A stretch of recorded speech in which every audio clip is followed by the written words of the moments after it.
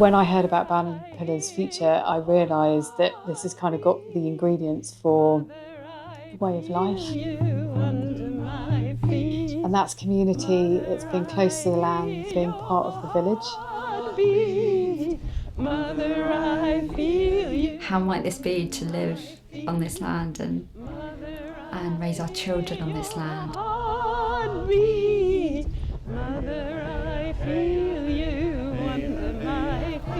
The dream of Bowden Pillars' future is to live in harmony with nature, but also with each other. And from the very beginning, it's about embedding community into the process of designing the village. It wasn't a group of people that had an idea and then went and found a piece of land to do it on. It was a piece of land that became available and people went, wow, okay, this is such a good opportunity. We could do something so much better than intensive agriculture here. It's really exciting to think that there will be a village here. It's got these three elements to it that are the village, the community, the people, and then there's the growing, the 40 acres of growing projects that are really inspiring. Also, Devon Wildlife Trust leasing the 70 acres to rewild, and that feels like a really nice balance. So we will plant around 12,500 trees in total. They're going to be planted at slightly different spacing because that's what's natural. That's how trees would naturally establish. But also that's really important for wildlife establishment as well, and migration and natural kind of colonisation of the habitats as they develop. We want to use species that are kind of indicative of temperate rainforests and are local to this area. We'll have things like alder, willows, hawthorn, blackthorn, spindle, lots of different shrubby species in there, lots of fruiting species that will blossom. So they have all of those different uses for wildlife. I want this to be a site but make sure that everything works in harmony. There'll be new circular walks up from Totnes through there, and the views, if you haven't seen that land, the views of Totnes from the land and of Dartmoor are just amazing. Regenerative thinking encourages us to really engage with nature as part of it in positive ways, to increase the thrivability, not just for us, but for all living systems, recognising that we are part of the living system and without it, we're dead. By designing things in certain ways, by living in certain ways, by forming community with nature in certain ways, we can thrive with nature, we can rebuild nature, we can have positive relationships with nature which are reciprocal. A lot of people want to come and want to live in community, want that connection with others and the land, because, well, I believe it's the way we've evolved. I don't think it's a new way of living. I think it's a lost way of living. There are many intentional communities around the world, but I think there's a lot of potential for making this more mainstream. What is a thriving village for all of us? Like, what does that feel like? And kind of to keep listening and keep going forwards with that. The group wisdom and the group energetic can create some incredible things.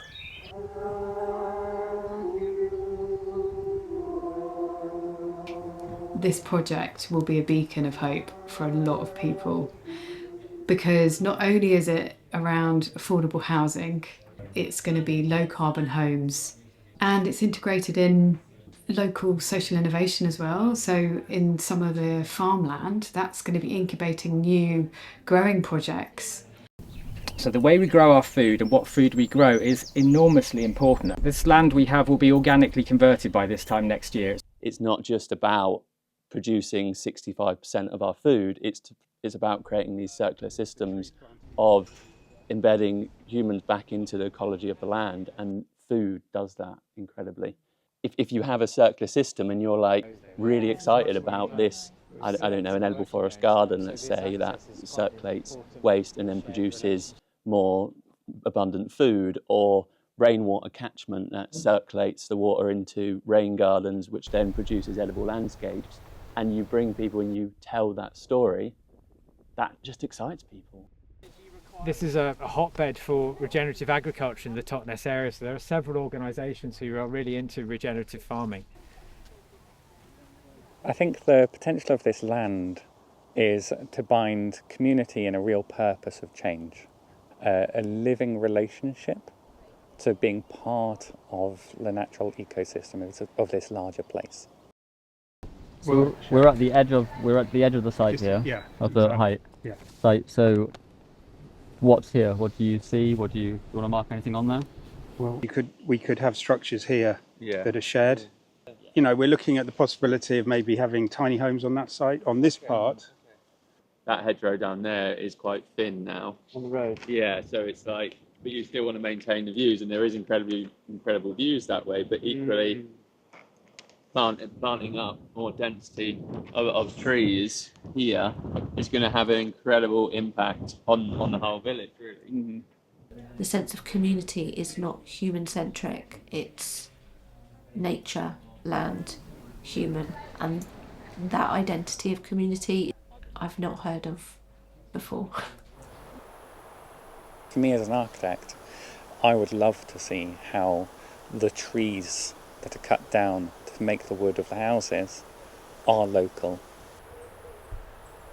I think there's already a real desire to make the community at Bowden Pillars a part of Totnes.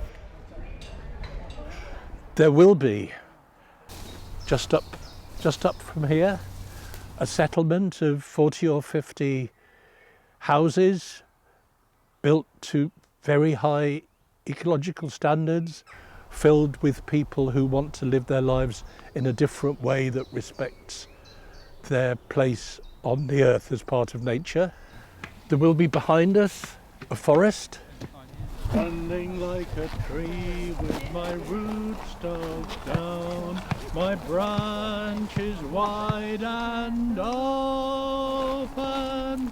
Calm down the rain, calm down the sun, calm down the fruit to a heart that is open. And there will be 40 acres of wonderful and bountiful growing land, open to the community for people to come and learn new skills, to come and take time out. And with the biodiversity there, potentially having outdoor classrooms for kids or forest schools, play areas. And then we thought about a food hub as well as another big kind of common space that would be linking the village with the farmland. Now is the time where actually the project is moving to action. It's been given resource to work with. So the timeline is quite short. We're trying to push forwards to get a concept vision by the end of spring, such that we can go towards planning. This project is an attractor. It's bringing people, it's bringing attention, it's bringing opportunity together in combination, and it's doing that because we have laid the foundations well. Everyone's really wanting to do something different in this project, and all those beautiful minds coming together in full connection with the land as well. And I think that's what makes it really, really special, because it's more than us. It's much, much more than us. Tread gently on the earth. Your voice is part of this wider web of voices. And that you're not singing for yourself, you're singing for all that's around you. And all that's around you may have stopped to listen. Gently to the fire. And maybe move to join in. We are not defending nature. We are nature defending itself.